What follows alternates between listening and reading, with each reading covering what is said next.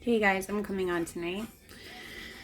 I'm going to talk about the topics of excuses and stories that bind us. They can bind us for different reasons, but if you are someone who is trying to reach, the all, the source, God, this work is very necessary. It would fall into shadow work to some degree. It's also just the beginning stages for some of us to find the inner strength to even reach out for God. Because the thing is that what I've realized in my journey is that all through the time, with or without when I thought I was on, God was always there. The only thing was that I wasn't aware of it, and maybe you weren't too. Now the thing is that how I became aware of it, both and I guess forever within my existence, was when I started to realize my true strength, my true wisdom, my true inner happiness in self. And it wasn't from doing things easily. I'll say that much. Now, a lot of you and a lot of other people I know, they look at me and they're always like, oh, you seem to have it together. You seem always like you're happy, and I am. Like, don't get me wrong, I'm a very happy-go-lucky person. I'm a half glass full type of gal, but I can honestly say that it came from a lot of work. And the first step, like I said, was getting rid of my excuses and getting rid of these stories that bound me. So I'm going to keep talking about them. They might seem simple to you, but a lot of people don't even recognize that they have them. And why this got brought up was because tonight I went to my cousin's husband's birthday party. We were in this karaoke room, and there was bottles popped. Everything was going beautifully for everyone because they weren't flipping the bill, and everyone was having a good time. I don't drink, so for me, I was just like lottie-dying and having a whatever time. I was having fun, but I ended up meeting his mother and his uncle, and they both speak Portuguese. Now, I also speak Portuguese. They didn't believe that because I don't look Portuguese, but I speak multiple languages. And anyways, the woman was telling the uncle, like, oh, she's here, she can pick some songs for us. Like, they wanted Portuguese songs so they could finally sing along. And I told them, okay, I'm like, just tell me what songs, I'll put them in. And the uncle comes over and he says to me, he's like, oh, it's so nice that you did this because I can't read or write Portuguese. And I'm like, oh, okay. Really weird, but oh, okay. And then I asked him in Portuguese, I was like, how old are you? And he was like, I'm 51. And I said, oh, okay, you're 51. And automatically, the first thing that came out of his mouth, and I want you guys to hear this. When I was 8 years old, my father put me to work. So this is why I don't read or write. Now, I stood there for a moment. My first reaction was to be like, And I did start to probe him a little bit. And I asked him a question like, well, your dad put you at work at 8, but I'm like, you had about 42, 43 years to maybe figure out how to read and write. Simple enough statement to say back, I think. But this man came back at me again and he was like, oh no, my father put me to work at 8. So I don't read or write. Automatically, I realized this is the story that binds him. This is the story that prevents him from reading and writing. This is the story that probably prevents him from a lot of things. Because that one story or that one excuse of why he can't read or write is probably one that he uses for a lot of different things that he fails at or doesn't want to take the time. And I said to him, I was like, well, senora, I was like, I didn't speak Portuguese growing up and I had to go learn it, close to my 30s. And he wasn't wanting to hear that. Because realistically, when you refute an excuse or you show them a solution, most people aren't up for it. So if you're somebody who's currently in a situation where you find that things aren't going your way or you spend a lot of time in what they call victim mentality, how you get to that place is usually because of excuses that have bound you. So please know that I'm not coming from a place of judgment. I'm really not. Because if you look at me and think that I've had an easy life, you would be mistaken. I'm somebody who's had to traverse alcoholism. I'm somebody who's had to traverse drug addiction, drug issues in general. I'm somebody who had to go through multiple narcissists. I've had to go through mental, emotional, physical abuse, all forms of abuse many, many times in my life. And also at the hands of friends, at the hands of family, at the hands of loved ones in general, supposed loved ones, right? They're not really, but I thought that at the time. I've been through being poor. I've been homeless before. I've had my run-ins with the cops. I've gone through a lot of stuff. I honestly don't brag about it, or, people get to know my stories, or I think most of the people that ever do get to know me think that my stories are a little out there. But suffice it to say, I can say that those stories are an amalgamation of my existence, and I wouldn't change them for anything. But to stay here and say that I haven't gone through trauma and I don't know what I'm talking about would be a falsity. I've traversed a lot. And even as a chosen one, even before the whole chosen thing came into play, I had to go through years and years and years of this. I'm almost 40, and I would say that I just got out of my last relationship, as you guys know. And this will be the last time that this happens, because I've changed my story. I've changed my excuses. And it didn't happen overnight, and it happens with a lot of work. But I do want to talk about this because I noticed that, especially in my position, I get these excuses all day, every day from people. And it's like, now that I would say, traversed maybe 90% of mine, I've got a couple left. I know that. I see them. I'm on them. It's just I'm trying to navigate how to get through them. But I don't have many left. I really don't. And I'm somebody who had a long laundry list of disappointments and failures and bindings and just sheer, to say that I'm still alive is only by the grace of God. That is the truth. I will always hold that. Only God is the reason why I'm still in front of this camera right now, today. Because I've done many, many, many reckless things. I've done a lot of self-sabotage in my life. I have probably been the queen of self-sabotage. So how I went from being that person to not being that person was with looking at these excuses. So usually when we think about the things we dream of, the things we want to achieve, the things we truly feel inside of our hearts and souls, we stop ourselves all the time. We just can't seem to figure out what is stopping us. It's really just us. We're stopping us, and we're stopping ourselves with these excuses. Now, excuses can be external excuses, and excuses can be internal excuses. And what I mean by external excuses, these are the stories or the excuses we make for others. I don't know how many times, and I'm sure you guys understand, you've probably been in a relationship once or twice in your life where you've said the line, oh, he or she is only like that sometimes. Or you've been with your friends and they've hurt you somehow, and you say to yourself, oh, they didn't mean to embarrass me. I know they love me. And with your family that doesn't pull through one time or another, or multiple times, or they throw you under the bus, you say things to yourself like, they'll come through next time. We're family. Those are excuses that we make for people that treat us badly. Those are excuses we make for people that have not pulled through, that have let us down, and that don't deserve our love and affection to the fullest degree. And the thing is that a lot of us that are empaths, we go through this sacrificial lamb matrix, that's what I call it, with these externals. And we tell ourselves that that's how we should be treated. We tell ourselves that that's what we deserve. We tell ourselves that that is the excuse we're going to stick with. And the reason why we stick with those excuses is because really what it is that we don't want to make a choice. Because that's what you'd have to do. You'd have to make a choice.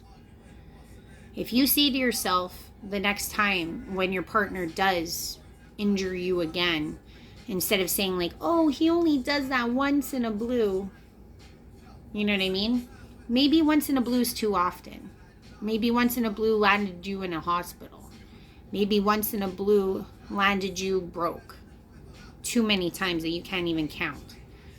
Now, what that change has to be is that you decide that that's not what you want in life. You don't want those shitty partners. You don't want those shitty friends. You don't want those family members anymore, because all they're doing is hindering you. You have to make that choice and decide that that's not what you want. And when you do make that, you end up changing the excuse. The excuse is not real anymore. The excuse is a lie. The truth becomes something along the lines of, this will be the last time that he does that. He or she does that. This will be the last time that they embarrass me or throw me under the bus. And then with your family, it may not be the last time, because it's a little harder with family, but you realize that maybe at the next Christmas party or the next Thanksgiving, you're not going to be there trying to be apathetic. You're not going to be there to be the shoulder to cry on, and you're not going to be there to give of yourself where it's not needed. So there's certain things that you can eliminate by eliminating the excuses that we give for others. Now, this is the next topic. The excuses we do and give ourselves. Those are a whole different beast, okay? Because they're not external anymore. They're internal. Those are the ones that are life changers.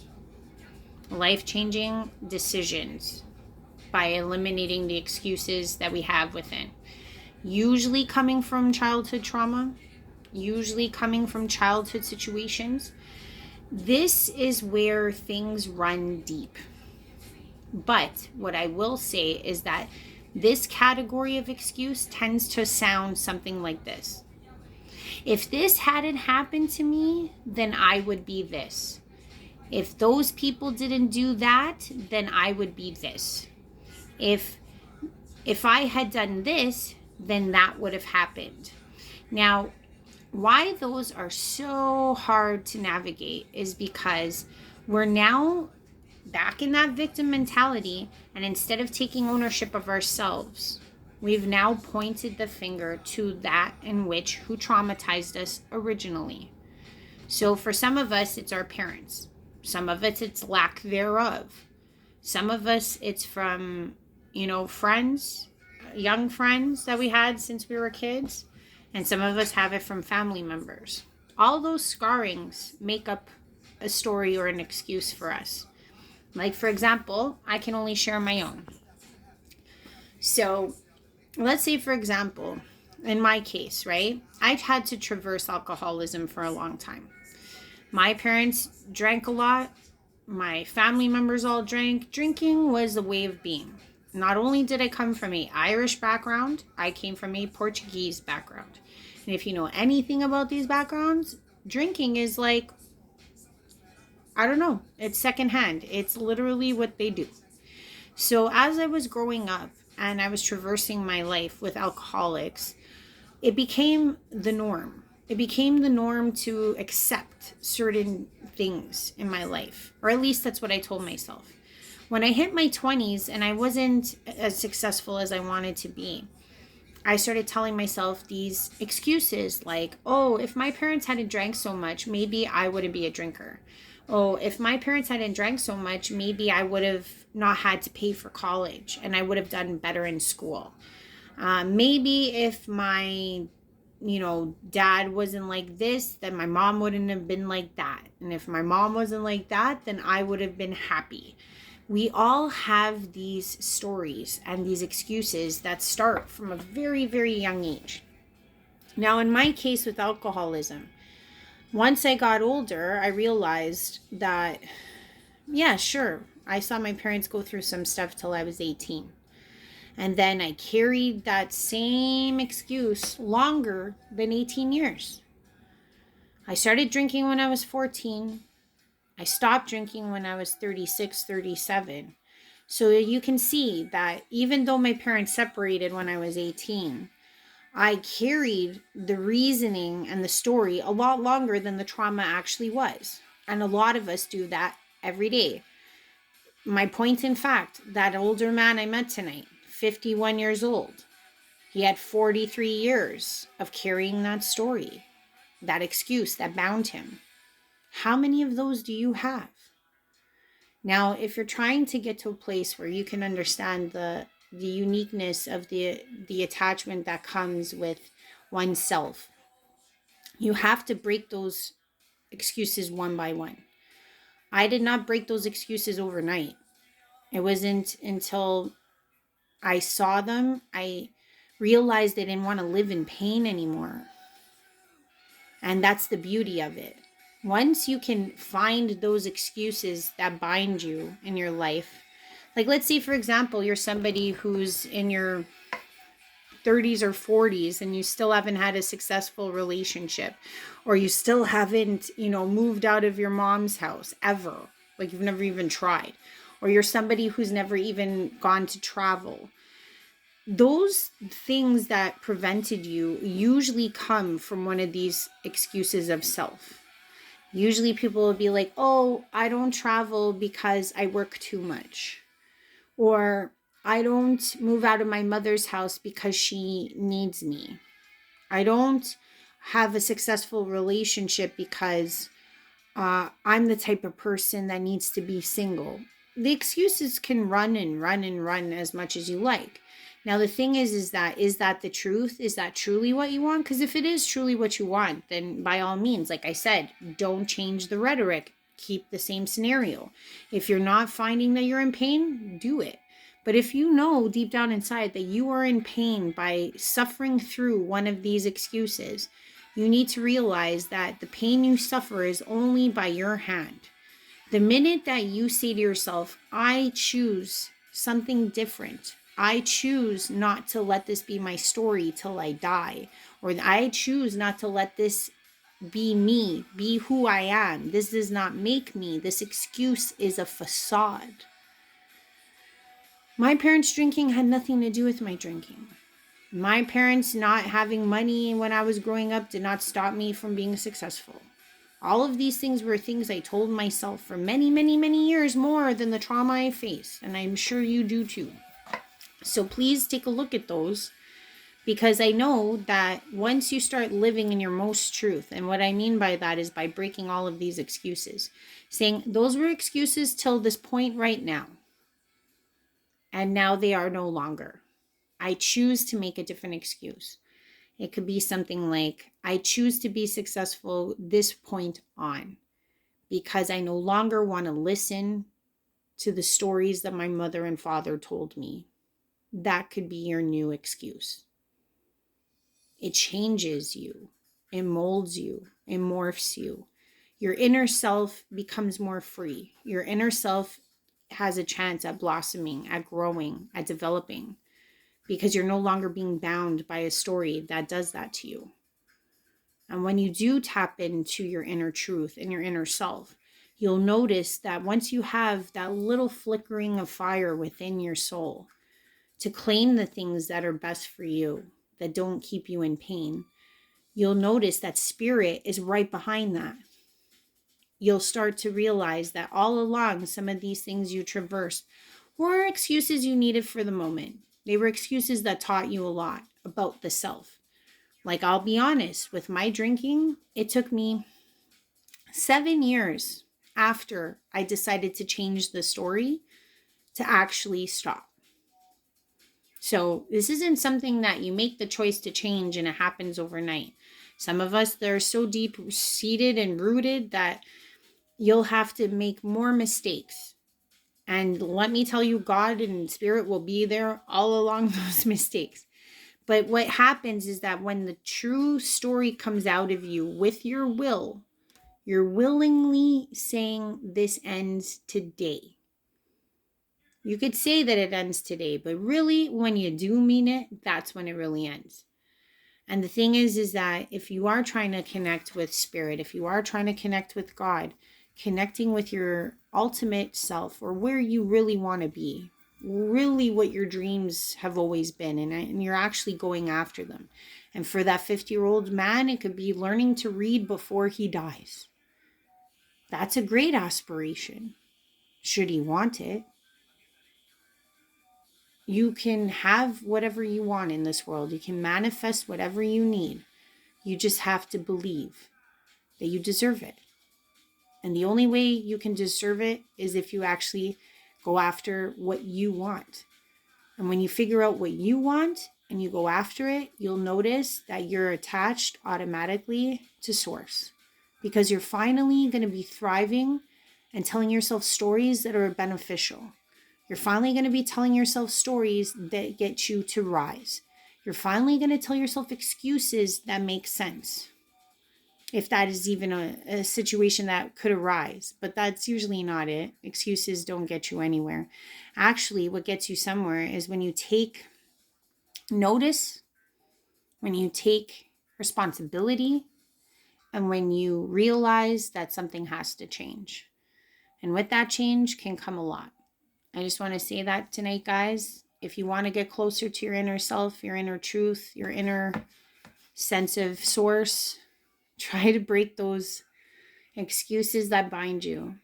Because once you do, with some work, some hard reflection and work, you can be triumphant. You can actually make the story whatever you want it to be. Thanks a lot, guys. If you like what I'm saying, please like, please share, please subscribe.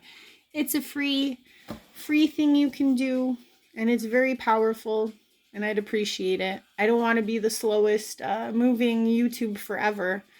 I just hope what I say helps people, because I know it's not easy. I didn't get where I was because it was easy. I don't think I would have connected and have what I have now if I didn't stumble and fall and scrape my knees and almost die multiple times. I'm only here because of God. Everything is because of God. That's the truth. Have a good one. Good night.